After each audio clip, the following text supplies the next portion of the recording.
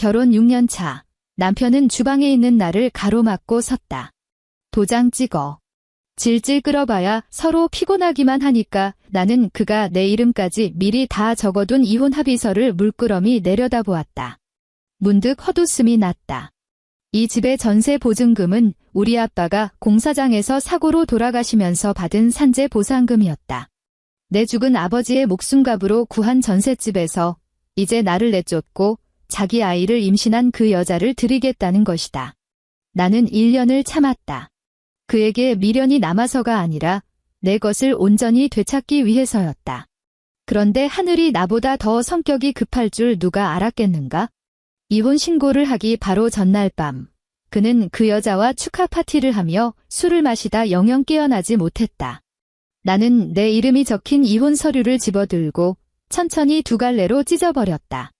강병호, 내 명의로 된 모든 것은 이제 법적으로 전부 내 거란다. 이야기를 시작하기 전에 댓글로 지금 어디서 이 방송을 듣고 계신지 남겨주세요. 그곳에 늘 행운이 가득하기를 바랍니다. 자, 이제 편안한 마음으로 제 이야기에 귀 기울여 주세요. 가스레인지 불꽃이 냄비 바닥을 핥고 냄비 속 찌개는 하얀 거품을 뿜어내며 보글보글 끓어올랐다. 심지은은 싱크대 앞에 서서 그 거품들이 부풀어 올랐다 터지고 다시 부풀어 오르는 모습을 멍하니 바라보았다. 문밖에서 도어록 화면을 터치하는 띠리링 소리가 들리더니 다급하게 6자리 비밀번호를 누르는 소리가 이어졌다. 철컥, 잠금 장치가 풀리고 문이 열렸다가 쾅 하고 무겁게 닫혔다. 지은은 손을 뻗어 가스레인지 불을 껐다. 펄펄 끓던 찌개가 서서히 잦아들었다. 그녀는 행주를 싱크대 한쪽에 걸쳐두고 주방을 걸어 나갔다. 강병호가 현관에서 구두를 벗고 있었다. 평소처럼 구두를 신발장 아래 빈 공간에 가지런히 밀어넣지 않고 문가에 아무렇게나 훌렁벗어 던졌다. 그는 양복 마위를 벗어 서류 가방과 함께 옷걸이에 대충 걸쳐두고는 넥타이를 거칠게 느슨하게 풀며 곧장 식탁으로 걸어가 의자를 빼고 털썩 주저앉았다. 왔어. 지은이 다가가 식탁 위에 반찬을 내어놓기 시작했다. 병호는 대답하지 않았다. 그의 시선은 식탁 위 어딘가에 머물러 있었고 오른손으로 바지 주머니에서 스마트폰을 꺼내 화면이 위를 향하게 내려놓더니 손가락으로 화면을 두어 번 쓸어 넘겼다. 식탁 위에는 밑반찬 몇 접시와 하얀 쌀밥 2공기, 그리고 방금 내온 뜨거운 찌개가 놓여 있었다. 지은은 맞은편에 앉아 수저를 들어 그에게 건넸다. 병호는 수저를 받아 들고도 반찬에는 손을 대지 않았다. 그의 눈은 여전히 스마트폰 화면에 고정되어 있었다. 오늘도 야근했어? 지은이 물었다. 병호의 목소리는 목구멍에서 간신히 쥐어짜낸 듯 건조했고 손에 든 젓가락으로 밥그릇 안에 밥알만 뒤적거렸다. 지난달에 들어온 보상 심사건 아직 덜 끝났어. 거의 다 했어. 병호는 자세를 고쳐 앉으며 스마트폰을 집어들어 물컵에 기대어 세워놓고는 한 손으로 젓가락을 쥔 채 그제야 생선구이 한 점을 집어 입에 넣었다. 지은은 그가 음식을 씹는 모습을 가만히 지켜보았다. 그 생선구이는 오후에 단지 내 마트에서 사온 것으로 2번이나 데우는 바람에 가장자리가 이미 딱딱하게 굳어 있었다. 병호는 몇 번 우물거리더니 꿀꺽 삼켰다. 예전처럼 가시가 너무 많다며 투덜대지도 않았다. 아니, 그는 이 식탁 위에 차려진 음식들의 눈길조차 주지 않았다. 다음 달이면 합정동 2집, 전세 계약 끝나잖아. 지은이 젓가락을 내려놓고 두 손을 모아 무릎 위에 올렸다. 집주인한테서 연락 온 거 없어?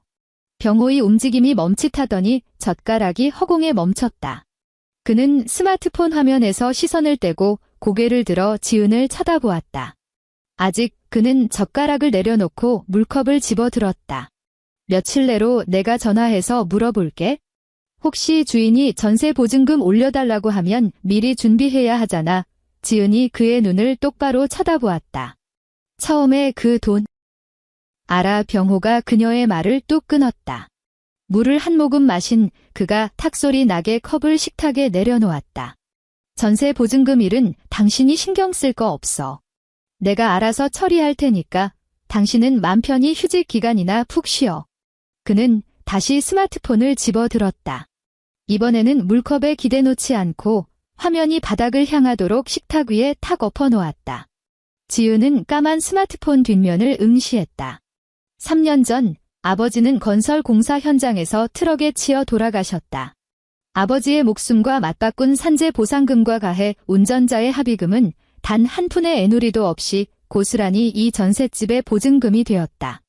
당시 그녀는 매일 밤 불면증에 시달렸고 밖에 나가 사람을 만날 기력조차 없었다. 병호는 그런 그녀를 소파에 앉히고 어깨를 주무르며 말했다. 당신은 빈소만 지켜. 계약은 내가 다 뛰어다니면서 알아서 할게. 당신은 지금 아무 생각하지 말고 그 돈 내 계좌로 보내. 내가 집계약 다 마무리할 테니까 앞으로 거기가 우리 부부의 집이 될 거야. 그녀는 그 말을 믿었다. 계약서에 도장을 찍은 것도 병호였고 서류 처리를 한 것도 병호였다. 그녀가 한 일이라곤 그 피 묻은 돈을 그가 불러준 계좌로 이체한 것뿐이었다. 다 먹었어. 병호가 밥그릇을 밀어내며 자리에서 일어났다. 밥은 3분의 1도 줄지 않았고 찌개는 한 숟갈도 떠먹지 않은 상태였다. 그는 식탁에 엎어둔 스마트폰을 집어들고 몸을 돌려 욕실로 향했다. 이내 안에서 쏴아 하는 물소리가 들려왔다. 지은은 식탁에 앉아 맞은편의 텅 빈 의자를 바라보았다. 자리에서 일어난 그녀는 밑반찬을 하나씩 차례대로 냉장고에 집어넣고 남은 밥은 음식물 쓰레기 봉투에 털어넣었다. 그릇들을 싱크대에 넣고 수도꼭지를 틀었다. 거센 물줄기가 사기 그릇을 때리며 요란한 소리를 냈다. 수세미를 집어들고 주방 세제를 짰다. 거품이 손가락 사이로 번져나갔다. 욕실의 물소리가 멎었다. 잠시 후 잠옷으로 갈아입은 병호가 수건으로 머리를 털며 나와 안방으로 들어갔다. 방문은 꽉 닫히지 않고 얇은 틈을 남겨두고 있었다. 지은은 마지막 그릇을 헹궈 건조대에 엎어놓았다. 손에 물기를 닦고 안방 문 앞으로 걸어갔다. 병호는 문을 등지고 침대 가장자리에 걸터 앉아 있었다. 그의 손가락은 스마트폰 화면 위를 쉴 새 없이 두드리고 있었다. 방 안은 고요했고 유리 액정을 두드리는 지문 소리만이 미세하게 울려 퍼졌다. 지은이 문을 밀고 들어갔다.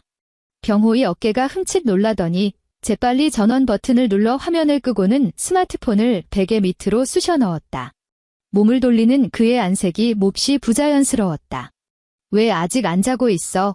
그가 물었다. 이제 자야지. 지은은 화장대 앞으로 가 로션을 덜어 손바닥에 문질렀다.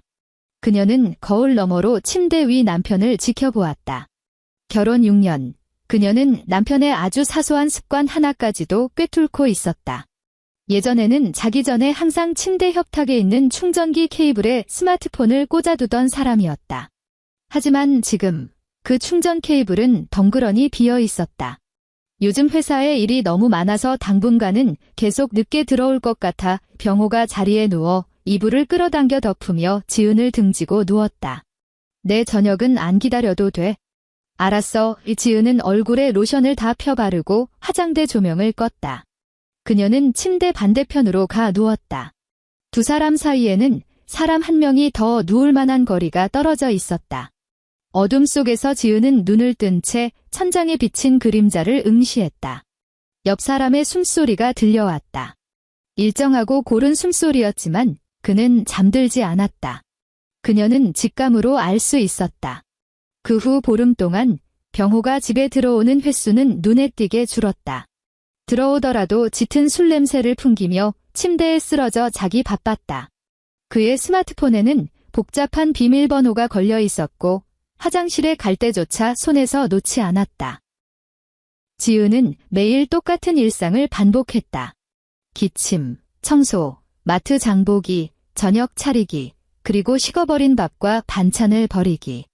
휴직 기간의 하루하루는 고인 물처럼 썩어가고 있었다.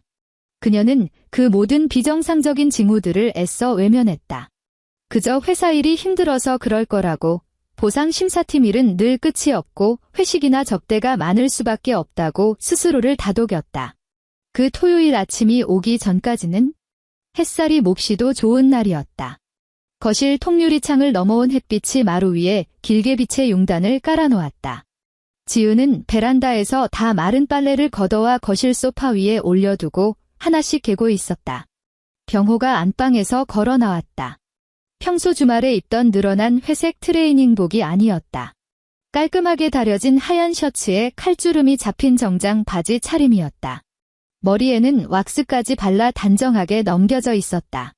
빨래를 개던 지은의 손이 멈췄다. 어디 나가? 병호는 정수기 앞으로 가 물을 한 컵 받아 마신 뒤 소파 쪽으로 걸어왔다. 그는 앉지 않고 선체로 지은을 내려다보았다. 지은아, 그의 목소리는 마치 오늘 날씨를 이야기하듯 무척이나 평온했다. 지은이 고개를 들어 그의 눈을 쳐다보았다. 그 두 눈에는 어떠한 감정의 동요도 없었다. 우리 이혼하자. 병호의 셔츠 소매를 개고 있던 지은의 손가락이 그대로 멈춰섰다. 그녀는 미동조차 하지 않았다. 이 순간 공기가 끈적하게 굳어버린 것 같아 숨을 쉬는 것조차 힘에 부쳤다. 지금 뭐라고 했어? 입술을 비집고 나온 그녀의 목소리는 훅 부는 바람에도 날아갈 듯 가벼웠다. 병호가 짧은 한숨을 내쉬었다. 들고 있던 물컵을 거실 탁자 위에 올려놓고 1인용 소파에 몸을 기댔다. 정장 바지 주머니를 뒤적이며 담배를 찾으려는 듯하더니 이내 참아냈다. 나밖에 만나는 사람 있어. 그가 탁자 위에 물컵을 응시했다. 수면이 미세하게 떨리고 있었다. 그 여자 임신했어. 벌써 3개월이야. 지은은 그를 바라보았다. 지난 6년간 한 침대를 썼던 남자를. 그의 입술이 달싹이며 그 또렷한 글자들을 뱉어내고 있었다. 단어 하나하나의 뜻은 알겠는데 문장으로 조합되니 마치 전혀 모르는 외국어를 듣는 것 같았다. 임신, 지은이 그 단어를 되뇌었다. 병호가 고개를 들어 그녀와 시선을 맞췄다. 어쩌다 보니 생긴 실수지만 이왕 아이가 생겼으니 책임을 져야지. 너도 알잖아. 나 우리 집 장남인 거 우리 엄마도 손자 애타게 기다리시고. 우리 결혼한 지 6년이나 지났는데 내 배에는 아무 소식도 없었잖아. 지은의 귀에서 날카로운 이명이 울렸다. 그녀는 아직 다 개지 못한 셔츠를 바라보았다. 병호의 셔츠였다. 그녀는 천천히 셔츠를 내려놓고 두 손을 허벅지 위에 가지런히 얹었다. 그러니까 그 실수 하나 때문에 나랑 이혼하겠다고. 서로를 위해서 좋은 일이지. 병호의 말투에는 심지어 달래는 듯한 뉘앙스마저 섞여 있었다. 지은아, 너 아직 젊어. 이제 겨우 34이잖아. 새 출발하는 거 어렵지 않아. 우리 구질구질하게 싸우지 말고 서로 좋게 좋게 헤어지자. 좋게 좋게. 지은이 짧게 실소를 터뜨렸다.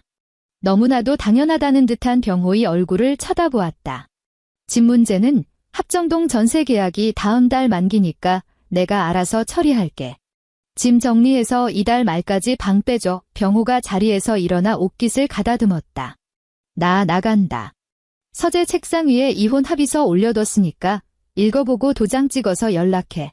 그는 지은의 대답을 기다리지도 않고 현관으로 걸어갔다. 문이 열렸다가 다시 닫혔다. 지은은 소파에 앉아 마루 위에 드리워진 햇빛이 조금씩 자리를 옮겨가는 것을 지켜보았다. 자리에서 일어나 서재로 들어갔다. 책상 위에는 2장짜리 서류가 놓여 있었다. 협의 이혼 의사 확인 신청서. 남편 강병호, 아내 심지은. 그 아래에는 이미 강병호라는 이름 석자와 도장이 선명하게 찍혀 있었다. 조금의 망설임도 없는 힘찬 필적이었다. 그 서류를 내려다보는 지은의 손가락에 서서히 힘이 들어갔다. 합정동 방 2개짜리 이 집의 전세 보증금은 4억 원이었다. 아버지가 공사장에서 뼈가 부서지는 고통 속에 목숨과 맞바꾼 4억 원을. 그런데 지금 그는 내게 옷까지만 챙겨서 당장 굴러나가라고, 그리고 자기 아이를 뵌 그 여자에게 이 집을 넘겨주겠다고 하는 것이다. 눈물은 나지 않았다. 2년간의 휴직이 가져다준 무기력함이 지금 이 순간 무언가 날카로운 것에 의해 산산조각 나는 기분이었다. 그녀는 합의서를 다시 책상 위에 내려놓고 돌아서서 거실로 나왔다. 다음 날 오후, 지은은 신우이 강은성의 전화를 받았다. 지은아, 나와서 커피나 한잔 하자. 너희 아파트 단지 앞 스타벅스에 와 있어. 전화기 너머 은성의 목소리는 평소처럼 살가웠다. 지은은 옷을 갈아입고 밑으로 내려갔다. 카페 안은 한산했다. 창가 자리에 앉은 은성은 고급스러운 베이지색 트렌치 코트를 입고 손 닿는 곳에 명품 가방을 올려두고 있었다. 지은이 다가오는 것을 보자 그녀가 손을 흔들었다. 앉아. 아메리카노 시켜놨어. 따뜻한 걸로 은성이 지은의 앞으로 커피잔을 밀어주었다. 자리에 앉은 지은은 맞은편의 시누이를 쳐다보았다. 강은성은 병호보다 3살 위로 꽃집을 운영하고 있었고 남편은 구청 공무원이었다. 강씨 집안에서 은성의 발언권은 절대적이었다. 시어머니도 무슨 일이 생기면 항상 은성과 먼저 상의했다. 얼굴이 왜 이렇게 상했니? 은성이 지은을 위아래로 훑어보며 미간을 찌푸렸다. 휴직하고 집에만 있더라도 피부 관리 좀 해. 여자는 30 넘으면 가꾸지 않으면 금방 티가 난단 말이야. 형님, 오늘 저한테 하실 말씀이 뭔데요? 지은은 커피잔에는 손도 대지 않았다. 은성이 가벼운 한숨을 내쉬더니 몸을 앞으로 기울이며 목소리를 낮췄다. 병호 일은 나도 다 들었다. 지은은 아무 말 없이 그녀를 응시했다. 그 몹쓸 놈, 어쩌자고 그런 미친 짓을 저질렀는지 은성이 탁자를 내리치며 지어낸 분노가 제법 그럴싸해 보였다. 내가 어제도 걔를 얼마나 닥달했는지 몰라. 정말 기가 막혀서. 그래서요? 지은이 물었다. 지은의 너무나도 차분한 반응에 은성이 잠시 당황한 듯 멈칫했다. 그녀는 헛기침을 한 번 하더니 이내 환한 표정을 거두고 인생 선배로서 타이르는 듯한 표정으로 탈바꿈했다. 지은아, 나도 같은 여자로서 내 심정 충분히 이해해. 하지만 어쩌겠니? 이미 물은 엎질러졌고 그 여자 배는 불러오고 있는데 우리 강씨 집안 핏줄을 밖에서 나고 자라게 할 수는 없는 노릇이잖아. 은성이 자기 커피를 들어 한 모금 마셨다. 솔직히 너희 부부 지난 몇 년 동안 서로 많이 지쳤잖니. 너도 친정아버지 돌아가시고 나서 사람 자체가 너무 우울해졌어. 휴직하고 집에만 틀어박혀서 나오지도 않고 병호는 병호대로 매일 밖에서 뼈 빠지게 일하고 들어와서 내 눈치만 봐야 했으니 걔도 스트레스가 오죽했겠어. 은성의 정성스레 바른 립스틱이 들썩이며 동생의 외도를 처쩔 수 없었던 일로 둔갑시키는 것을 지은은 가만히 지켜보았다. 형님 말씀은 저보고 그냥 이혼 도장 찍으라는 거네요. 끌어봐야 서로 피곤하기만 하잖아. 은성이 컵을 내려놓고 손가락으로 탁자를 톡톡 두드렸다. 너 아직 젊고 애도 없으니 얼마나 다행이니. 차라리 지금 위자료 좀 넉넉히 챙겨서 새 출발하는 게 낫지 않겠어? 병호도 적당히 위로금 챙겨줄 생각인 것 같더라. 내가 옆에서 병호한테 돈 좀 더 주라고 잘 말해볼게. 돈을 챙겨요. 지은이 은성의 눈을 뚫어지라 쳐다보았다. 형님, 이 집 전세 보증금 우리 아빠 목숨값인 거 아시잖아요. 은성의 눈동자가 흔들렸다. 그녀는 신경질적으로 머리카락을 쓸어 넘겼다. 아이유, 그건 다 결혼하고 나서 일어난 일이잖아. 원래 부부 재산은 같이 섞이는 거야? 게다가 너 휴직하고 2년 동안 집안에 돈 한 푼 안 보태고 전적으로 병호 외벌이에 기대 살았잖니? 이제 와서 그렇게 돈 계산 칼같이 하면 너만 우스워지는 거야? 그러니까 저보고 한 푼도 없이 빈몸으로 쫓겨나서 그 여자 살 집을 내주라는 말씀이시군요. 말을 왜 그렇게 섭섭하게 해? 은성의 미간에 굵은 주름이 패며 짜증이 섞인 목소리가 튀어나왔다. 몇 달 전부터 내가 걔한테 조심 좀 하라고 그렇게 일렀거늘 일이 이렇게 커져서 애까지 들어섰는데 누군들 뾰족한 수가 있겠니? 최대한 빨리 수습하는 수밖에 없지. 순간 지은의 손가락이 꽉 움켜쥐어졌다. 몇 달 전부터. 지은은 얼음장처럼 차가운 목소리로 은성을 불렀다. 몇 달 전부터 형님은 알고 계셨네요. 아차 싶었던 은성의 얼굴이 굳어졌다. 하지만 그녀는 이내 뻔뻔하게 턱을 치켜들었다. 알면 어쩔 건데? 내가 걔 친누나인데 당장 너한테 달려가서 고자질하고 집안 뒤집어 엎으라는 거니? 지은아, 사람답게 현실을 좀 직시해라.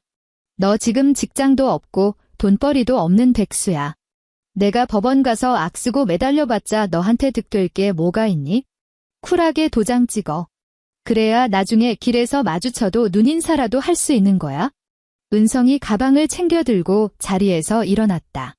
커피값은 내가 냈어? 집에 가서 곰곰이 잘 생각해봐. 다음 주 월요일에 구청 가서 깔끔하게 서류 접수하고 끝내자. 집안 시끄럽게 만들지 말고. 은성은 또각또각 하이힐 소리를 내며 카페를 빠져나갔다. 지은은 자리에 앉은 채 김이 다 빠진 미지근한 아메리카노를 내려다보았다. 까만 액체 위로 자신의 얼굴이 일그러져 비쳤다. 몇 달 전부터 시댁 식구들은 다 알고 있었다. 나 혼자만 바보처럼 매일 주방에 서서 그가 먹지도 않을 저녁을 차리고 있었던 것이다. 그녀는 스마트폰을 꺼내 병호에게 전화를 걸었다. 신호음이 한참을 울린 뒤에야 연결되었다. 식당인 듯 배경소음이 시끄러웠다. 왜 병호의 목소리는 한껏 귀찮아 보였다. 당장 집으로 들어와. 할 얘기가 있으니까. 나 밖에서 밥 먹어. 바빠. 이혼 문제야. 지은이 단호하게 말을 잘랐다. 지금 당장 안 들어오면 다음 주 월요일 구청에 안 갈 줄 알아. 수화기 너머로 잠시 침묵이 흘렀다. 30분 안에 갈게. 30분 후 병호가 도어록을 열고 들어왔다. 온몸에서 고기 굽는 냄새와 소주 냄새가 진동했다.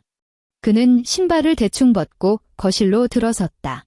지은은 소파에 앉아 있었고 앞 탁자 위에는 이혼 합의서가 놓여 있었다. 이제 생각 정리가 좀 되셨나? 병호가 탁자 앞까지 걸어와 서류를 힐끗 내려다보았다. 도장은 찍어줄게. 지은이 고개를 들어 그를 쳐다보았다. 합정동 집 전세 빼고 내 아빠 보상금 4억 원 내 계좌로 그대로 돌려놔. 돈 들어오는 거 확인하면 도장 찍어줄 테니까. 병호는 괴물을 보는 듯한 눈빛으로 그녀를 쳐다보더니 갑자기 실소를 터뜨렸다. 허리까지 젖혀가며 미친 듯이 웃어댔다. 심지은 너 집구석에서 놀더니 머리까지 어떻게 된 거 아니야? 그는 웃음을 멈추고 서재로 걸어갔다. 서랍을 열고 한참을 뒤적이더니 서류 하나를 들고 나와 탁자 위에 팍 소리가 나게 집어 던졌다. 똑똑히 봐. 전세 계약서였다. 지은이 서류를 집어 들었다. 임차인 란에는 강병호라는 이름 석자만 인쇄되어 있었다. 심지은의 이름은 어디에도 없었다. 이게 뭐 어쨌다는 거야? 지은이 노려보았다. 이 집 계약할 때 들어간 돈, 내 통장에서 나온 거라는 건 하늘이 알고 땅이 알아. 그래, 병호가 비웃음을 흘리며 맞은편 소파에 털썩 주저앉아 다리를 꼬았다. 3년 전에 내가 내 농협 통장으로 돈을 보냈지. 근데 그 돈이 내 통장에서 보름 동안 머무르면서 내가 그걸로 자동차 할부금도 갚고 밀린 보험료도 냈거든. 그러고 나서 남은 돈이랑 내 돈을 합쳐서 전세 계약용 통장으로 이체했어. 어디 법원 가서 한번 따져봐. 판사가 그 돈을 어떻게 쪼개서 판단할지? 너 지난 2년 동안 돈 한 푼 안 벌었지? 집안 전기세, 가스비, 내 실비 보험료, 내 입에 들어가는 다발까지 전부 내 돈으로 낸 거야. 나랑 돈 계산을 하겠다고? 좋아, 어디 끝까지 한번 가보자고. 계약서를 쥔 지은의 손이 파르르 떨렸다. 그녀는 눈앞의 남자를 쳐다보았다. 3년 전 자기가 다 알아서 하겠다며 따뜻하게 안아주던 모습과 지금 눈앞의 악마 같은 얼굴이 겹쳐지며 지독한 구역질이 밀려왔다. 아, 한 가지 말 안 한 게 있네. 병호가 상체를 앞으로 내밀며 지은의 눈을 똑바로 응시했다. 지난달에 이 집 전세 보증금 반환받을 계좌를 내 명의로 된 다른 새 계좌로 이미 바꿔놨어. 다시 말해서 집을 빼더라도 그 4억 원은 내 새 계좌로 꽂힌다는 거지. 너는 그 돈 구경조차 못해. 언제 그런 짓을 한 거야? 지은의 목소리가 이새를 비집고 나왔다. 내가 매일 점심때까지 퍼질러 자고 있을 때 병호가 자리에서 일어나 그녀를 깔아보듯 내려다보았다. 지은아, 억지 부리지 마. 얌전히 도장 찍어. 내가 위자료로 2천만 원 줄 테니까 그거 받아서 어디 원룸이라도 하나 구해. 만약 내가 기어이 소송 걸겠다고 덤비면 장담하는데 넌 한 푼도 못 건지고 변호사 비용만 날리게 될 거야. 그는 탁자 위에 전세 계약서를 낚아채듯 집어들고 쾅 소리가 나게 서재 문을 닫고 들어갔다. 거실에 혼자 남은 지은은 창밖의 하늘이 짙은 어둠으로 물들어가는 것을 지켜보았다.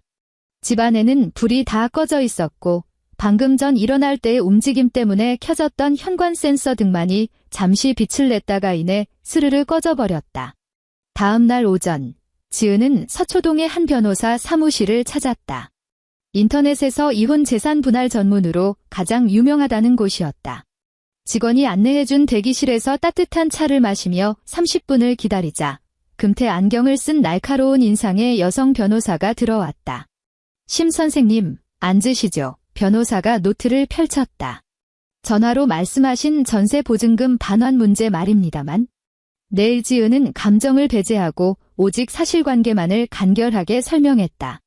아버지의 산재 보상금, 3년 전에 계좌 이체 내역, 단독 명의로 된 계약서, 그리고 남편이 최근 보증금 반환 계좌를 몰래 변경한 사실까지. 변호사는 묵묵히 들으며 펜으로 무언가를 메모했다.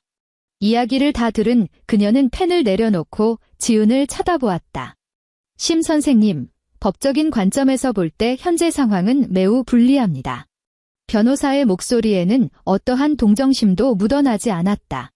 오직 객관적인 사실뿐이었다. 첫째, 전세 계약서에 남편의 이름만 올라가 있습니다. 둘째, 이게 가장 치명적인데 아버지의 보상금이 남편의 개인 계좌로 들어가면서 자금의 혼동이 발생했습니다. 남편이 그 돈으로 대출금도 갚고 생활비로도 썼기 때문에 법원에서는 이를 선생님의 특유재산으로 인정해주지 않을 확률이 높습니다. 판사는 오직 객관적인 증거만 봅니다. 3년 전 그 돈의 흐름을 처음부터 끝까지 추적할 수 있는 명확한 금융기록이 있습니까? 은행에 가면 기록이 남아있겠죠. 지은이 대답했다. 기록이 있다고 해서 모든 게 증명되는 건 아닙니다. 변호사가 고개를 가로저었다. 상대방 변호사는 그 돈이 부부 공동의 생활 자금이었다고 주장할 겁니다. 게다가 선생님은 최근 2년간 휴직 상태여서 소득 증빙이 안 됩니다.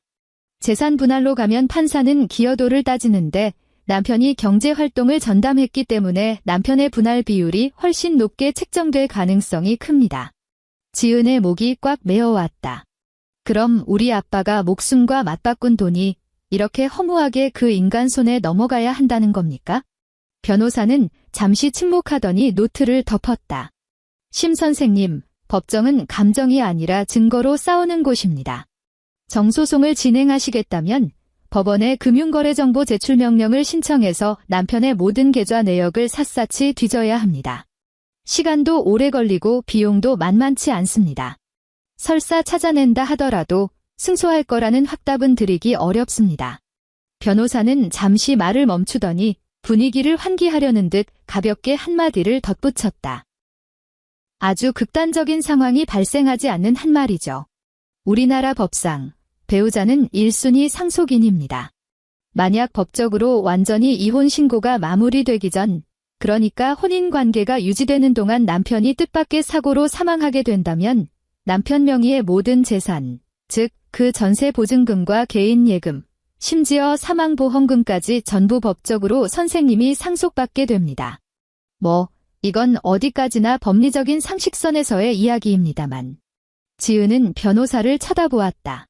1순위 상속인이라는 단어가 마치 작은 조약돌처럼 고인 물 같았던 그녀의 머릿속에 던져져 미세한 파문을 일으켰다.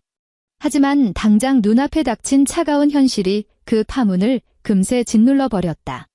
변호사 사무실을 나와 번화한 강남역 거리에 섰다. 12월의 칼바람이 뺨을 에이듯 매섭게 몰아쳤다. 집에 돌아오니 해가 뉘엿뉘엿 지고 있었다.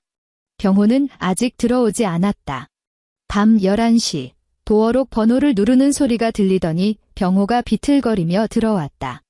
평소보다 더 많은 술을 마신 모양인지 구두도 제대로 벗지 못하고 그대로 거실 소파 위로 고꾸라졌다. 지은이 다가가 그를 일으켜 세우려 했다. 손대지 마. 병호가 거칠게 그녀의 손을 뿌리쳤다. 그 바람에 그의 양복 안주머니에서 까만 물체가 스르륵 빠져나와 퍽 소리를 내며 카페트 위로 떨어졌다. 그의 스마트폰이었다. 병호는 몸을 뒤척이더니 이내 코를 골기 시작했다. 지은은 소파 곁에 서서 카페트 위에 까만 스마트폰을 내려다보았다. 결혼 생활 내내 그녀는 단 한 번도 남편의 휴대전화를 몰래 훔쳐본 적이 없었다. 그것이 부부 사이의 최소한의 예의이자 믿음이라고 생각했기 때문이다. 그녀는 무릎을 굽혀 스마트폰을 집어들었다. 화면이 켜지고 비밀번호 입력 창이 떴다. 지은은 화면을 응시했다. 남편의 생일. 아니었다. 결혼기념일? 역시 아니었다. 잠시 멈칫하던 그녀는 그 여자가 임신 3개월이라고 했던 그 시점의 날짜를 거꾸로 계산해 입력했다. 철컥, 잠금이 풀렸다. 지은의 심장이 순간 멎는 듯 했다. 메신저 앱을 눌렀다. 가장 위에 고정된 대화창에는 이름 대신 빨간색 하트 이모티콘만 덜렁 적혀 있었다. 대화창으로 들어갔다. 폭포수처럼 쏟아지는 대화 내용이 그녀의 시야를 가득 채웠다. 자기야, 오늘 애기가 발로 찼어. 너무 아파. 고생했어, 우리 마누라. 내가 이쪽 일 다 정리하고 나면 예쁜 아기 침대 보러 가자. 오늘 그 미친 여자는 아직도 도장 안 찍었대? 거의 다 왔어. 법률 상담 받아보더니 지가 이길 수 없다는 걸 알았나 봐. 이 집 전세금만 딱 돌려받으면 우리 바로 수원에 계약한 아파트 잔금 치르자. 수원 쪽 집 주변 환경 너무 좋더라. 태교하기 딱이야. 근데 4억으로 잔금이 다 해결돼? 충분해. 모자란 건 내가 대출받으면 되니까 자기는 아무 걱정 말고 태교에만 신경 써. 그 미친 여자한테는 단돈 10원도 안 떨어지게 할 거니까. 화면을 위로 스크롤하는 지은의 손가락이 떨렸다. 자신을 미친 여자라고 부르는 남자의 글자들을 묵묵히 내려다보았다. 그녀는 뒤로 가기를 눌러 사진첩을 열었다. 가장 최근에 찍힌 사진 폴더에는 새로 지어진 아파트의 실내 사진들이 가득했다. 채광이 좋은 넓은 거실과 널찍한 베란다, 그리고 부동산 매매 계약서 사진이 떡하니 있었다. 주소, 수원시 영통구의 신축 아파트. 매수인, 강병호. 잔금 금액, 4억 원.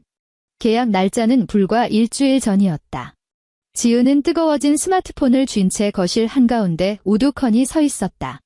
소파 위의 남자는 입맛을 쩝쩝 다시며 돌아눕더니 계속해서 코를 골았다. 모든 퍼즐이 맞춰졌다. 갑작스럽게 일어난 일은 하나도 없었다. 몇 달 전부터, 아니 어쩌면 그보다 훨씬 이전부터 이 모든 것은 철저하게 계획된 일이었다. 상간녀의 임신 사실을 숨기고 전세금 반환 계좌를 몰래 바꾸고 그녀가 휴직 상태라 소득 증빙을 할 수 없다는 점과 아버지 보상금의 출처를 명확히 입증하기 어렵다는 점까지 교묘하게 계산해 낸 것이다. 내 아버지의 피 묻은 돈으로 다른 여자와 그 뱃속의 아이를 위한 새 둥지를 틀고 있었던 것이다. 그리고 나, 심지은은 단물만 쏙 빼먹히고 철저하게 버려질 미친 여자에 불과했다. 눈물은 한 방울도 흐르지 않았다. 지은은 화장실로 들어가 수도꼭지를 틀고 찬물을 얼굴에 마구 끼얹었다. 얼음장 같은 물이 피부를 찌를 듯이 파고들었다. 고개를 들어 거울 속에 자신을 바라보았다. 창백하게 질린 얼굴, 헝클어진 머리카락, 초점 잃은 눈동자. 삶에 완전히 짓눌려버린 전형적인 불행한 여자의 몰골이었다. 하지만 그녀는 그냥 심지은이 아니었다. 휴직하기 전까지 그녀는 서울에서 가장 큰 보험회사에 3년 연속 실적 1위를 달성했던 에이스 보상심사역, 즉 손해사정사였다. 교묘하게 짜인 거짓말과 조작된 현장 속에서 가장 치명적인 허점을 찾아내어 보험 사기꾼들의 민낯을 까발리는 것이 그녀의 전공이었다. 수건으로 얼굴의 물기를 닦아냈다. 거울 속 그녀의 눈빛이 돌변했다. 오랫동안 그녀를 짓눌렀던 무기력함과 멍함은 흔적도 없이 사라지고 그 자리에는 지독히도 냉철하고 잔인할 만큼 날카로운 이성이 자리 잡았다. 보상심사역 심지은 다시 복거다. 그녀는 화장실을 나와 소파 곁으로 다가갔다. 잠든 병호를 깨우려는 시도는 하지 않았다.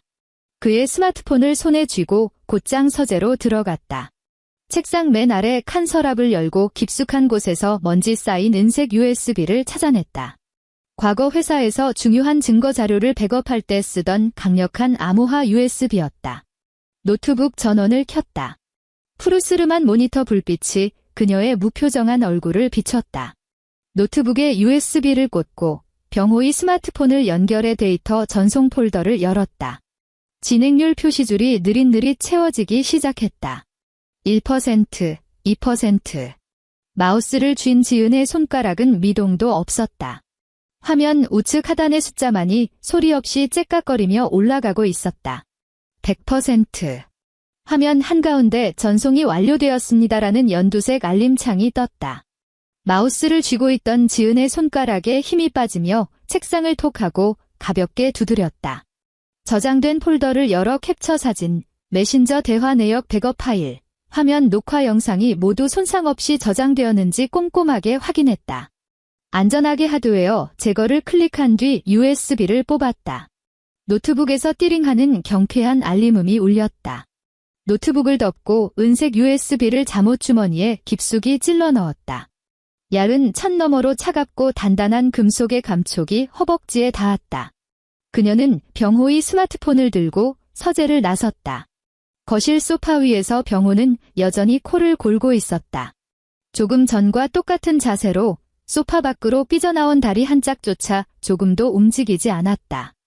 지은은 소파 곁에 쪼그려 앉아 스마트폰을 카페트 위 원래 자리에 가만히 내려놓았다.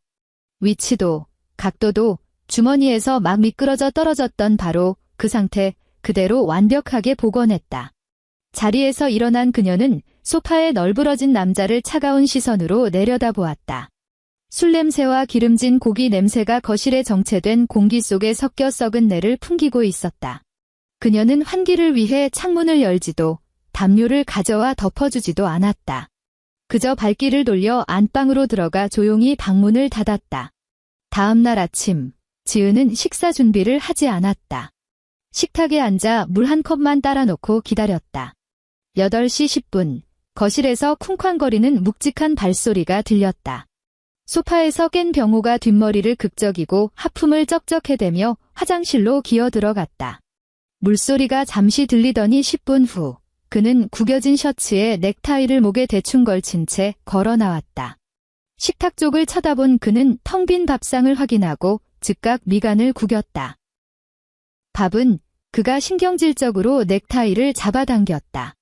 안 했어, 지은이 차갑게 응수했다. 나 이따 나갈 때가 있어서. 병호의 움직임이 멈칫했다. 그는 지은을 위아래로 훑어보더니 비웃듯 코웃음을 쳤다. 현관으로 걸어가 어제 저녁 팽개쳐둔 구두를 우겨 신었다. 마음대로 해, 그는 구두 주걱으로 뒤꿈치를 쑤셔 넣으며 덧붙였다. 합의서 도장이나 빨리 찍어둬. 다음 달에 포장이사 불러서 내 짐 싹 다 길바닥에 내다 버리게 만들지 말고. 쾅, 문이 부서질 듯 닫혔다. 지은은 의자에 앉아 문밖에서 엘리베이터가 도착하는 띵 소리를 확인했다. 스마트폰을 꺼내 주소록에서 이름을 검색한 뒤 통화 버튼을 눌렀다. 하나야, 나야. 오늘 점심때 시간 돼? 여의도에서 잠깐 보자. 오후 12시 30분 여의도에 위치한 뼈해장국집. 점심시간이라 식당 안은 각양각색의 사원증을 목에 건 직장인들로 발 디딜 틈이 없었다. 뚝배기 안에서는 진한 국물이 끓어오르고 고춧가루가 거품을 타고 위아래로 요동쳤다.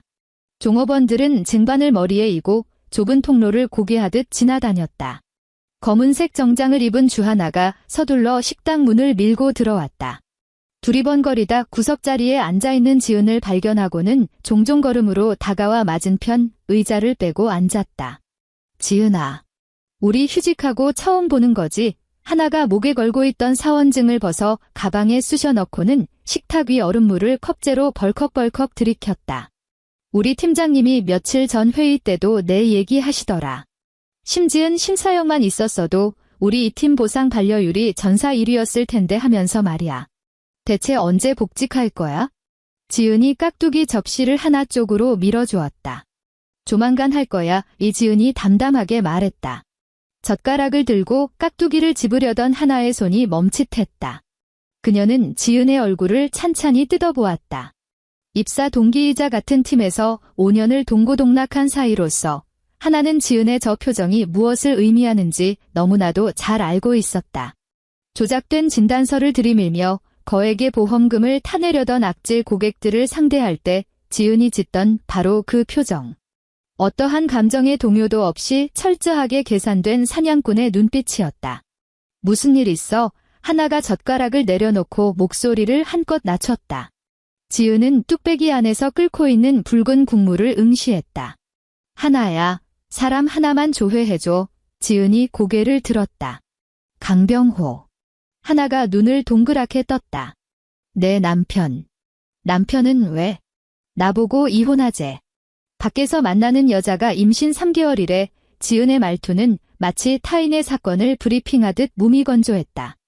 우리 집 전세 보증금 받을 계좌도 이미 다른 데로 빼돌렸어. 나 지금 그 사람 명의로 된 자금 흐름을 전부 다 확인해야 해. 특히 최근 반년 사이에 거액의 보험 계약건이 있는지 알아봐줘. 하나가 헉하고 숨을 들이켰다. 그녀는 주위를 쓱 둘러보며 아무도 자신들을 주목하지 않는 것을 확인한 뒤 속삭였다. 너 미쳤어. 너 지금 휴직 상태라 내부 시스템 접속 권한 없잖아. 내 아이디로 심사 건수도 아닌 외부인 개인정보를 무단 조회했다가 컴플라이언스 팀에 걸리면 심할서로 안 끝나. 중징계감이라고. 컴플라이언스 감시 로직은 내가 더 잘 알아. 데이터 다운로드 안 받고 그냥 온라인 열람만 하면 1단계 경고 안 떠. 지은이 하나의 눈을 똑바로 보았다. 딱 한 가지만 확인하면 돼. 확인 끝나면 너한테 절대 피해 안 가게 할게. 하나가 아랫입술을 꽉 깨물었다. 지은의 창백한 얼굴을 보니 3년 전 지은 아버지의 장례식 날 영정 앞에서 몸을 가누지 못하고 오열하던 친구의 모습이 떠올랐다. 그때 강병호는 상주 노릇을 하며 밤낮으로 조문객을 맞았고 다들 지은이가 남편 하나는 기가 막히게 잘 만났다고 입을 모아 칭찬했었다. 진짜 개자식. 하나가 낮게 욕을 읊조렸다. 가방에서 회사에서 지급한 업무용 태블릿을 꺼내 무릎 위에 올려놓고 식탁보로 교묘하게 가렸다. 화면이 켜지고 하나가 자신의 사번과 비밀번호를 입력했다. 주민번호 불러. 지은이 열쇠자리 숫자를 읊었다. 하나의 손가락이 화면 위를 빠르게 움직였다. 몇 초의 로딩 후 시스템의 조회 결과가 떴다. 하나의 미간이 좁혀지며 태블릿 불빛에 비친 그녀의 표정이 굳어졌다. 찾았어. 하나가 지은 쪽으로 화면을 살짝 틀어주며 손가락으로 가리켰다. 강병호 명의로 보험이 총 3개가 있는데 2개는 예전에 가입한 일반 실손 의료비 보험이야. 근데 이거 2달 전에 막 효력이 발생한 게 있어? 지은의 시선이 화면에 꽂혔다. 화면에는 종신저축성 생명보험, 계약자 강병호, 월 납입보험료 300만 원, 피보험자 및 사망수익자 이수진이라는 정보가 또렷하게 떠올랐다. 이수진이 누구야? 하나가 물었다.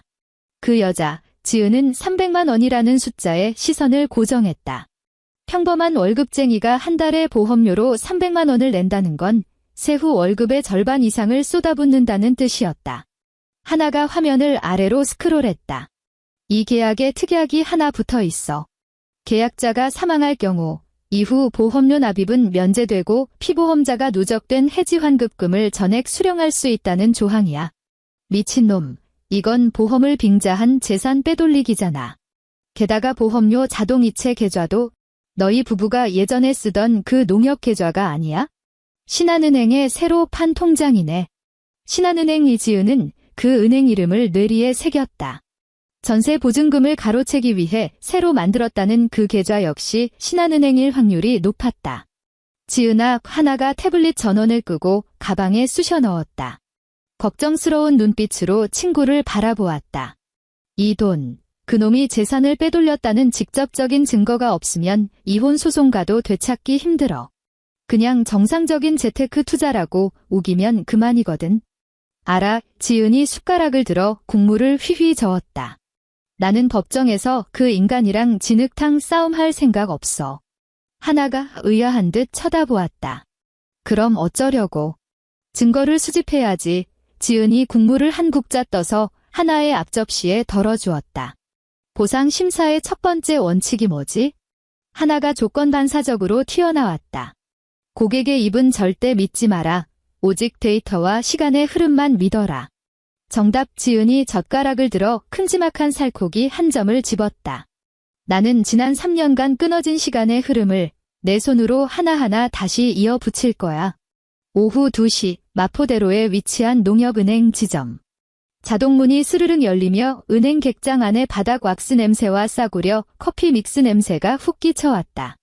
지은은 번호표 발행기 앞으로 가 개인 업무 버튼을 눌렀다.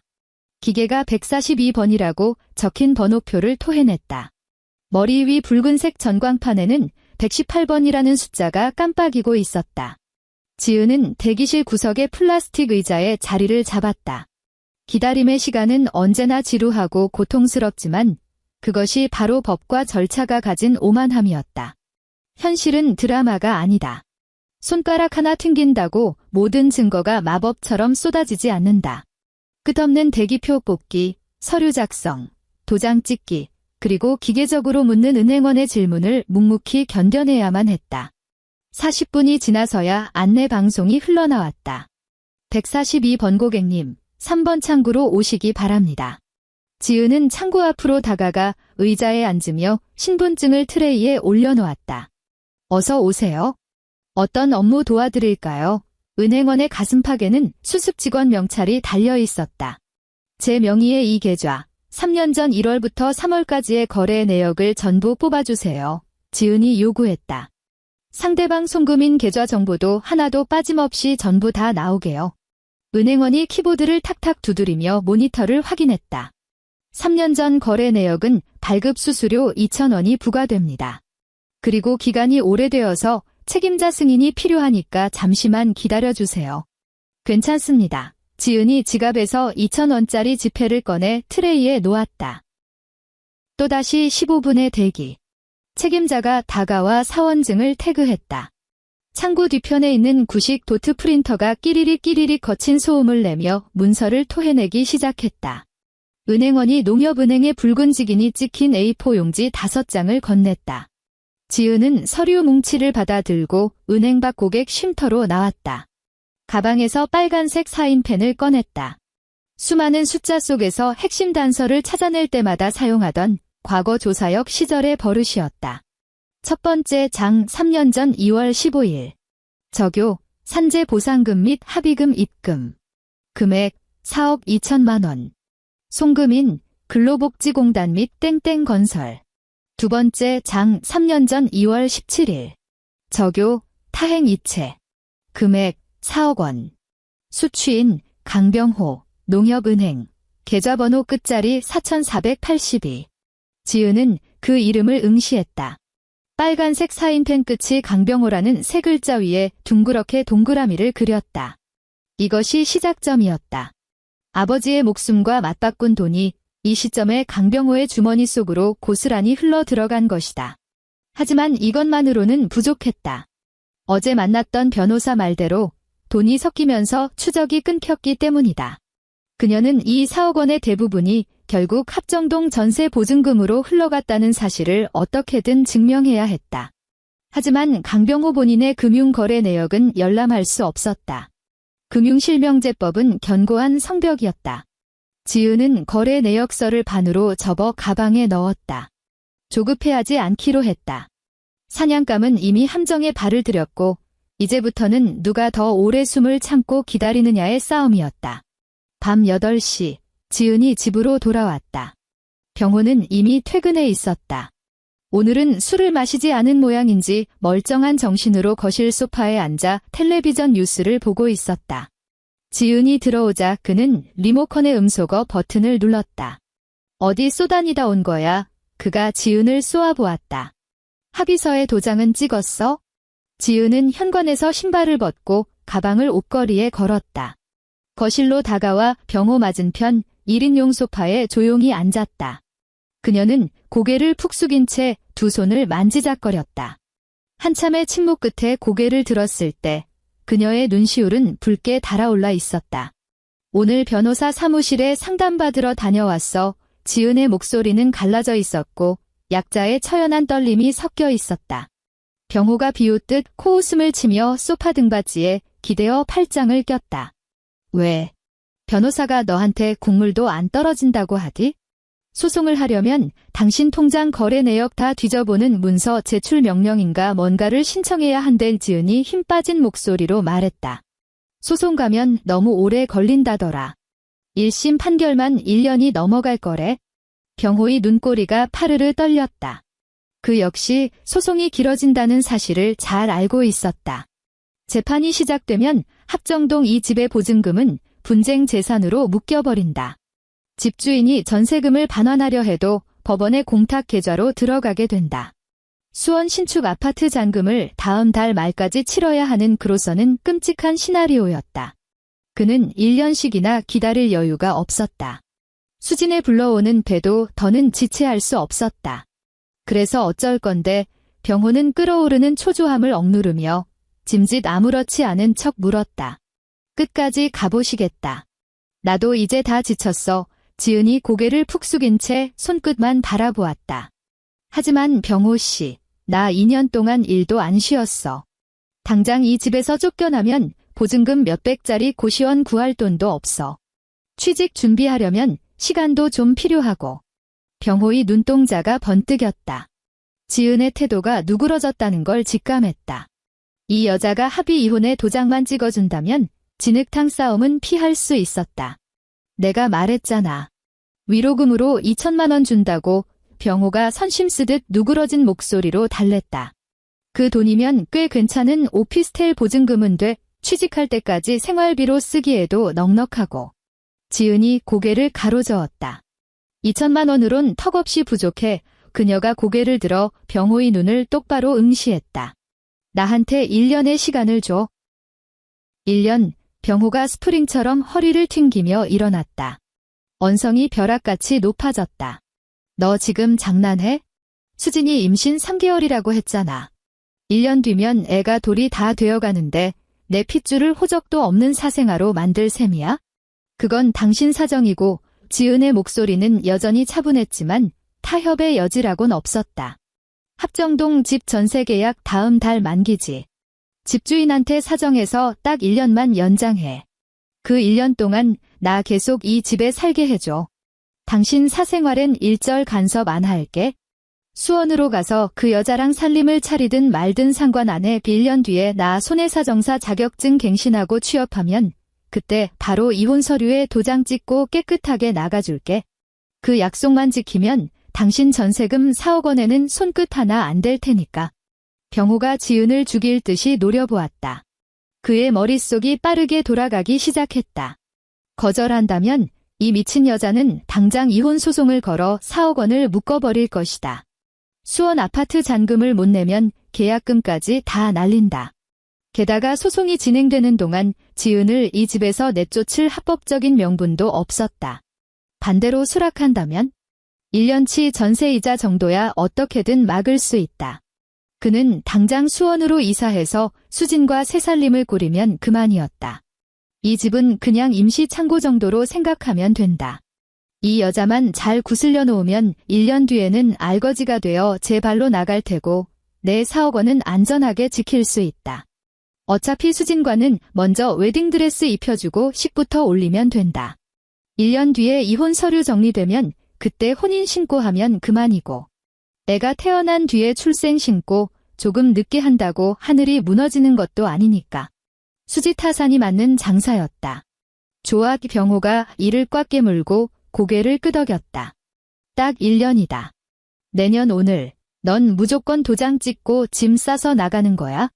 그때 가서 또 딴소리하면 진짜 죽여버린다.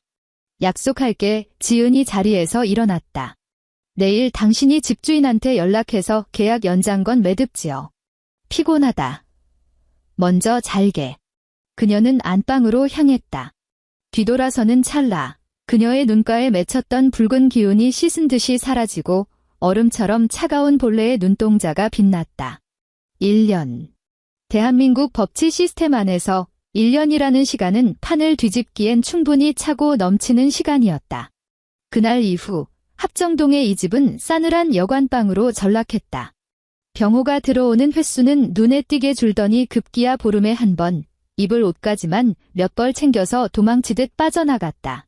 그는 이미 수원 새 집으로 거처를 완전히 옮긴 상태였다. 지은의 일상에는 겉으로 보기에 아무런 변화가 없었다. 아침에 일어나 청소를 하고 마트에 장을 보러 갔다. 이웃 주민들은 여전히 장바구니를 들고 신선식품 코너를 기웃거리는 그녀와 반갑게 눈인사를 나눴다. 하지만 보이지 않는 물밑에서는 치밀한 복수의 톱니바퀴가 숨가쁘게 돌아가고 있었다. 첫 달, 지은은 은색 USB를 들고 공증 사무실을 찾아갔다. 병호의 스마트폰에서 빼낸 메신저 대화 내역, 수원 아파트 매매 계약서 사진, 그리고 거액의 종신보험 가입 증서 등 모든 증거 자료를 법적 효력이 있는 확정일자 문서로 공증받았다. 석 달째 되던 날, 지은은 다시 서초동의 그 이혼 전문 변호사를 찾아갔다.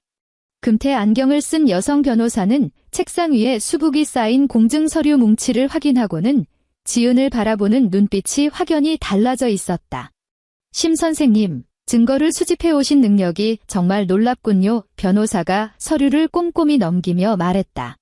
이 정도 자료면 전세 보증금이 온전히 선생님 몫이라고 100% 장담하긴 어렵다 해도 남편이 혼인 기간 중에 부부 공동 재산을 악의적으로 빼돌렸다는 명백한 증거가 됩니다.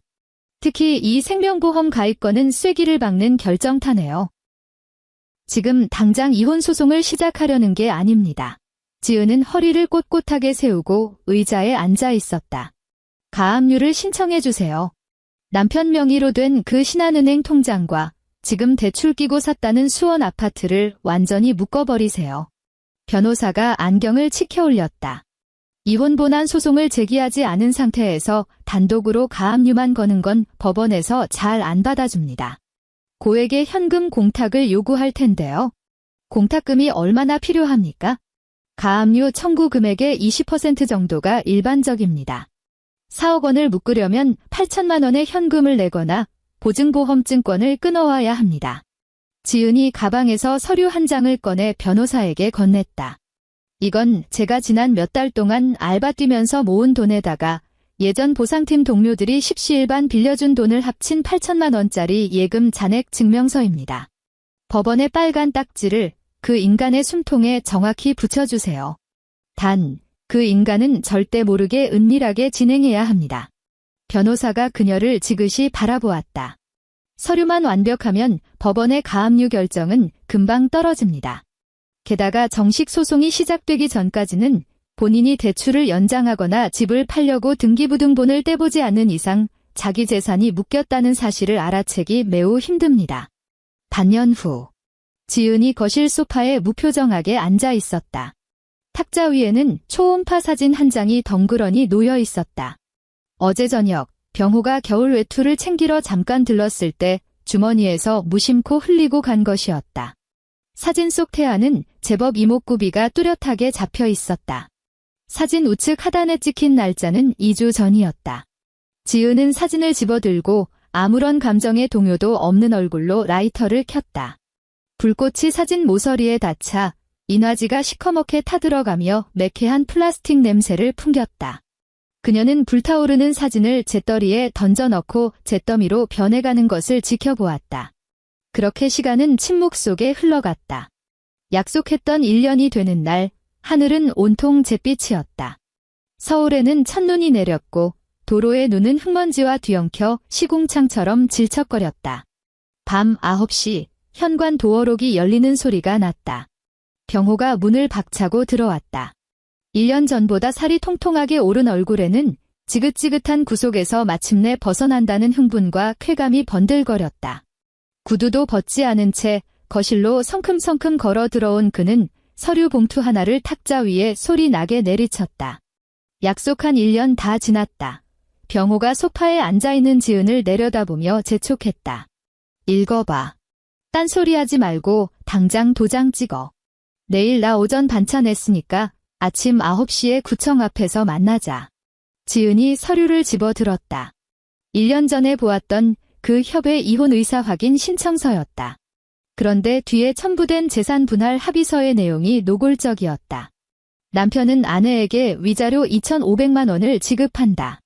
아내는 합정동 전세 보증금에 대한 일체의 권리를 포기한다. 2,500만 원 아버지가 목숨을 바친 4억 원과 그녀의 잃어버린 6년을 퉁치겠다는 헐갑이었다. 애는 낳았어. 지은이 불쑥 물었다.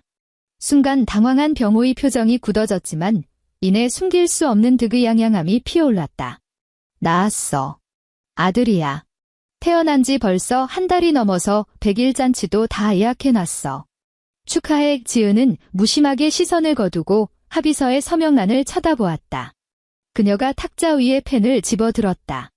병호의 숨소리가 거칠어졌다. 그는 펜촉을 뚫어지라 쳐다보았다. 이 여자가 서명만 하면 끝이다. 내일 아침 구청에 서류를 접수하고 한 달간의 이혼 숙려 기간만 지나면 내 이름으로 된 모든 재산은 완벽하게 내 것이 된다. 그러고 나면 당당하게 수진과 아들을 수원 아파트에 호적까지 올려서 떵떵거리며 살 수 있다. 지은이 펜 뚜껑을 열었다. 펜촉이 종이 위에 닿아 잠시 머물렀다. 그리고 거침없이 심지은 세 글자를 갈겼었다. 병호가 안도의 한숨을 길게 내쉬며 잔뜩 솟아있던 어깨를 늘어뜨렸다. 그는 잽싸게 합의서를 낚아채어 서명란을 꼼꼼히 확인하고는 입꼬리를 실룩거렸다. 눈치는 있네. 병호가 서류를 반으로 접어 외투 안주머니에 찔러 넣었다. 내일 아침 9시, 늦지 마오. 구청에서 수속 끝나면 오늘 오후에 바로 2천만 원 내 통장으로 쏴줄게. 남은 500은 방 빼는 날 주고. 그는 단 1분 1초도 이 집구석에 더 머물고 싶지 않은 듯 곧장 현관으로 몸을 돌렸다. 강병호. 지은이 그의 등 뒤에 대고 불렀다. 병호가 멈칫하더니 고개를 돌렸다. 오늘 밤 축하 파티라도 하러 가. 지은이 알 수 없는 서늘한 눈빛으로 그를 응시했다.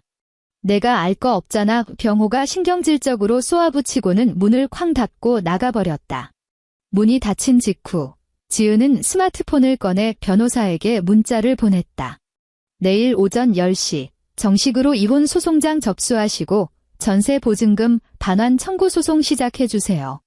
그녀는 애초에 구청에 나갈 생각이 눈꼽만치도 없었다. 방금 한 서명은 그저 종이 쪼가리에 불과했다. 내일 아침 9시 구청 앞에서 발을 동동 구르던 병호는 곧 법원으로부터 자신의 모든 계좌와 부동산이 이미 가압류로 묶였으며 이혼 소송장까지 날아왔다는 날벼락 같은 전화를 받게 될 것이다. 그것이 그녀의 플랜 A였다. 하지만 세상의 어떤 일들은 판사의 판결봉보다 운명의 심판이 훨씬 더 기습적으로 찾아오기도 한다. 밤 11시 30분. 지은은 거실에서 짐을 정리할 상자를 테이프로 조립하고 있었다. 책꽂이의 책들을 하나씩 상자에 담고 있는데 탁자 위에 올려둔 스마트폰이 미친 듯이 진동하기 시작했다. 화면에 뜬 번호는 모르는 일반 유선 전화였다. 지은은 하던 일을 멈추고 전화를 받았다. 강병호 씨 보호자분 되십니까? 수화기 너머의 목소리는 몹시 다급했고 배경에는 찢어질 듯한 기계 경고음과 사람들이 뛰어다니는 발소리가 뒤엉켜 있었다. 제가 아내인데요. 무슨 일이시죠? 여기 강남 세브란스 병원 응급실입니다. 남편분과 일행인 여성분이 급성 알코올 중독으로 실려오셨습니다. 남편분 상태가 매우 위독합니다. 토사물에 의한 기도, 폐쇄로 심정지 상태입니다. 지금 당장 병원으로 오셔야겠습니다. 지은이 스마트폰을 쥔 손에 핏대가 섰다. 지금 바로 가겠습니다. 30분 후 지은은 병원 응급실에 도착했다. 응급실 복도는 독한 소독약 냄새와 위액이 섞인 토사물의 역겨운 냄새로 진동을 했다.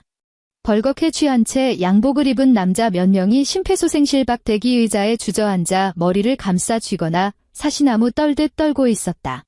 지은은 그중 한 명이 병호 회사 소속의 후배라는 것을 알아보았다. 지은을 발견한 후배가 용수철처럼 튀어오르더니 더듬거리며 입을 열었다. 형수님. 죄송합니다. 정말 죽을 죄를 졌습니다. 병호 선배가 내일이면 자기도 완전히 자유의 몸이 된다면서 너무 기분 좋다고 기어이 저희를 끌고 가서 이 차를 쏘셨거든요. 같이 오신 여자분이랑 둘이서 기분 낸다고 폭탄주를 사발로 들이부으시다가 선배가 화장실에 토하러 갔는데 한참을 안 나오길래 들어가 봤더니 이미 바닥에 쓰러져서 숨을 안 쉬고. 지은은 그를 무시했다. 그녀의 시선은 후배의 어깨 너머 굳게 닫힌 심폐소생실 문을 향해 있었다. 그때 복도 끝에서 하이힐 소리가 요란하게 울려 퍼졌다. 신우이 강은성이 머리를 산발한 채 미친 듯이 달려오고 있었다. 명품 가방의 끈이 팔꿈치 아래로 흘러내린 것조차 모르는 듯했다. 우리 병호. 내 동생 어디 있어? 은성이 후배 직원의 멱살을 틀어쥐고 비명을 지르며 흔들어댔다. 바로 그 순간 심폐소생실 문이 열렸다. 초록색 수술복을 입고 마스크를 쓴 의사가 걸어 나왔다. 의사의 가운에는 채 마르지 않은 핏자국과 토사물이 얼룩져 있었다. 마스크를 내리는 그의 눈에는 짙은 피로가 배어 있었다. 강병호 환자분 법적 배우자분 계십니까? 의사가 물었다. 저요. 은성이 지은을 밀치고 앞으로 튀어나갔다. 제가 친누나예요. 우리 동생 어떻게 됐나요? 의사가 은성을 힐끗 보더니 고개를 젓고는 뒤에서 말없이 서 있는 지은을 향해 시선을 고정했다. 유감입니다. 환자분은 응급실 도착 전 이미 다량의 토사물이 기도를 완전히 막아 심각한 뇌산소 결핍과 심정지가 온 상태였습니다. 40분간 심폐소생술을 실시했지만 끝내 자발순환 회복이 되지 않았습니다. 의사가 가볍게 묵내를 했다. 사망하셨습니다. 시간은 새벽 1시 14분입니다. 같이 실려오신 이수진 환자분은 현재 중환자실에 계시며 의식이 없고 위독한 상태입니다. 복도에는 죽음 같은 정적이 내려앉았다. 직후 은성의 목구멍에서 짐승 같은 찢어지는 비명이 터져나왔다. 다리에 힘이 풀린 그녀는 바닥에 주저앉아 두 손으로 병원 바닥을 미친 듯이 내리쳤다. 아이고, 내 동생아. 이 불쌍한 내 새끼가 어쩌다 이렇게 갔어. 지은은 그 자리에 우두커니 서 있었다. 천장의 형광등에서 미세한 전류 흐름 소리가 들렸다. 그녀는 의사를 똑바로 쳐다보며 스스로 생각하기에도 소름 끼치도록 차분한 목소리로 물었다. 선생님, 확인차 여쭙겠습니다. 제가 고인의 법적 배우자가 맞지요? 의사가 흠칫 놀랐다. 가족의 입에서 가장 먼저 나올 질문이 아니었기 때문이다. 네, 경찰 측에서 신원 조회 결과 두 분의 혼인관계는 법적으로 정상 유지 중인 것으로 확인했습니다. 혼인관계 유지 중. 그 6글자가 지은의 머릿속에서 거대한 징처럼 울려 퍼졌다. 구청에 이혼 서류를 접수하지도 않았고 한 달의 숙려기간도 거치지 않았으며 법원의 확인 도장도 찍히지 않았다. 대한민국의 법률이라는 잣대 위에서 강병호는 여전히 완벽하게 심지은의 합법적인 남편이었다. 지은이 몸을 돌려 복도 구석의 쓰레기통 앞으로 걸어갔다. 외투 안주머니에서 불과 몇 시간 전에 서명했던 그 협의 이혼 의사 확인 신청서를 꺼냈다. 그녀는 두 손으로 종이의 양끝을 움켜쥐었다. 쫙쫙. 날카로운 파열음이 복도의 공기를 갈랐다. 그녀는 서류를 반으로 찢고 그것을 겹쳐 다시 4조각으로 찢은 뒤 쓰레기통 안으로 미련 없이 쳐넣었다. 바닥에서 통곡하던 은성이 울음을 멈추고 지은의 행동을 지켜보았다. 그러더니 발작을 일으키듯 튀어올라 지은을 향해 돌진했다. 이 독사 같은 년. 너 방금 뭘 찢어버린 거야? 내 동생이 죽었는데 눈물 한 방울 안 흘려? 내년이 우리 병호 잡아먹은 거야. 은성이 지은의 머리채를 잡으려 손을 뻗었다. 지은이 차가운 눈빛으로 은성을 쏘아보며 한 발짝 뒤로 물러섰다. 은성의 손이 허공을 갈랐다. 형님, 입 조심하세요. 여기 병원입니다. 지은이 외투 옷깃을 반듯하게 가다듬었다. 저는 이제 제 남편의 장례 절차와 사망 신고를 처리하러 가야겠습니다. 계속 여기서 행패 부리시면 경찰 부르겠습니다. 보름 후 서울가정법원의 가사조정실. 긴 직사각형 테이블 양끝에 지은과 은성이 마주 앉아 있었다. 은성의 옆에는 변호사 2명이 호위하듯 버티고 있었지만 지은은 혈혈단신이었다. 조정위원님, 은성이 테이블을 주먹으로 내리치며 지은을 손가락질했다. 제 동생 명의로 된 저 수원 아파트랑 예금 잔액, 절대 저 여자한테 몽땅 넘어갈 수 없습니다. 저희 어머니가 아직 시퍼렇게 살아계시는데 직계 존속으로서 저희 집안의 유산 재분할을 강력히 요구하는 바입니다. 안경을 쓴 조정위원이 골치 아픈 듯 서류철을 넘겼다. 강은성 씨, 대한민국 민법상 상속 1순위는 배우자와 직계 비속입니다. 비록 고인에게 태어난 지 얼마 안 된 혼외자가 있다고는 하나. 그 애는 아직 제 동생 호적에 올라가지도 않았단 말입니다. 은성이 앙칼지게 소리쳤다. 이수진은 아직도 중환자실에서 의식을 찾지 못하고 있었고 갓 100일이 지난 그 갓난아기는 강병호와 친자 확인 및 인지 신고를 할 시간적 여유조차 없었다. 법적으로 강병호와 아무런 연결고리가 없는 남남인 셈이었다. 은성이 지금 거품을 물며 재산을 탐내는 이유도 바로 그것이었다. 굴러들어온 돈을 저 밉상 올케에게 뺏기느니 차라리 강씨 집안의 몫으로 챙겨야 한다는 속셈이었다. 직계 비속으로 호적에 등재되지 않았다면 조정위원이 안경을 치켜 올렸다. 법적 배우자인 심지은 씨가 유일하고 절대적인 1순위 단독 상속인이 맞습니다. 이건 불공평해요. 그 돈이 다 우리 병호가 뼈 빠지게 일해서 번 돈이란 말입니다. 은성의 눈에 핏발이 섰다. 묵묵히 앉아있던 지은이 천천히 자신의 서류 가방 지퍼를 열었다. 그녀는 두툼한 서류 뭉치를 꺼내 조정위원 앞으로 쓱 밀었다. 조정위원님, 이 자료들은 제 남편이 생전에 저를 기만하고 부부 공동 재산을 악의적으로 은닉, 빼돌린 명백한 증거들입니다. 지은의 목소리가 텅 빈 조정실 안을 쩌렁쩌렁하게 울렸다. 첨부일, 3년 전 제 친정아버지의 산재 보상금 4억 2천만 원이 남편 강병호의 계좌로 입금된 거래 내역서입니다. 이 돈이 바로 합정동 전셋집 보증금의 뼈대가 된 자금입니다. 첨부 1년 전 강병호가 전세 보증금 반환 계좌를 제 동의 없이 신한은행으로 무단 변경한 증거 자료입니다. 첨부 3 강병호가 내연녀 이수진 명의로 거액의 종신보험을 가입하고 매달 300만 원씩 빼돌린 자동이체 내역입니다. 지은이 고개를 들어 사색이 된 맞은편의 은성을 똑바로 응시했다. 형님께서 아까 그 돈이 다 병호 씨가 피땀 흘려번 돈이라고 하셨죠. 증거가 여기 다 있습니다. 그 4억, 우리 아빠의 목숨값입니다. 수원 신축 아파트 계약금, 우리 아빠 피눈물입니다. 그 여자가 받을 뻔했던 보험 해약 환급금, 그것도 우리 아빠 목숨 덩어리입니다. 제가 제 것을 도로 다 찾아가겠다는데 당신이 무슨 자격으로 불공평을 운운하십니까?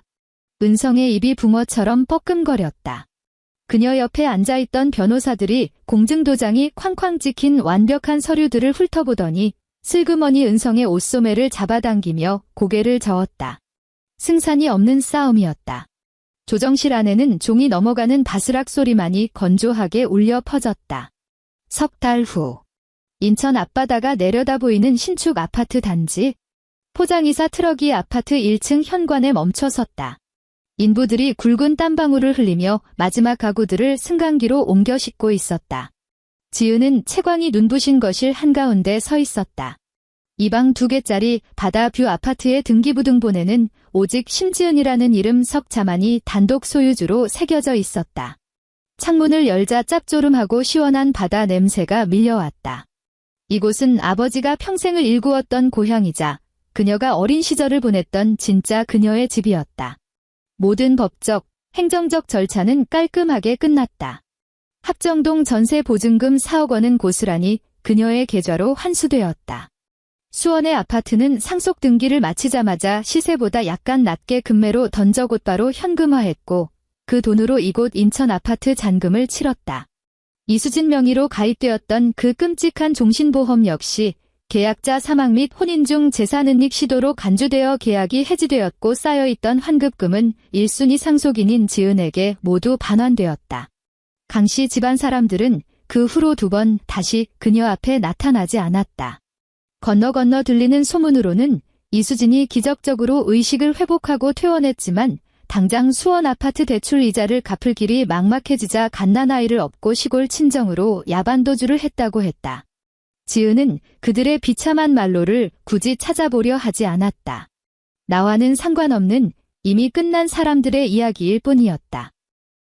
그녀가 베란다로 걸어나갔다. 4월의 나른한 봄 햇살이 어깨 위로 포근하게 내려앉았다.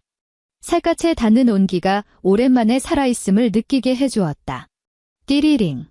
스마트폰이 울렸다. 보험회사 보상 심사팀 팀장이었다. 심지은. 휴직 기간 다 끝났지? 다음 주 월요일부터 당장 출근할 수 있어? 지금 팀의 심사건이 산더미처럼 밀려 있어. 내가 와서 다 쳐내야 해. 수학이 넘어 팀장의 목소리에는 활기가 넘쳤다. 지은이 저 멀리 반짝이는 수평선을 바라보았다. 다음 주 월요일 정상 출근하겠습니다. 그녀는 전화를 끊었다. 거실로 돌아와 깨끗한 걸레를 하나 집어들고 새로 산 거실 탁자를 닦기 시작했다. 걸레가 부드러운 원목 결을 따라 미끄러지며 그 위에 내려앉은 아주 미세한 먼지 한 톨까지 남김없이 닦아내고 있었다. 엔드.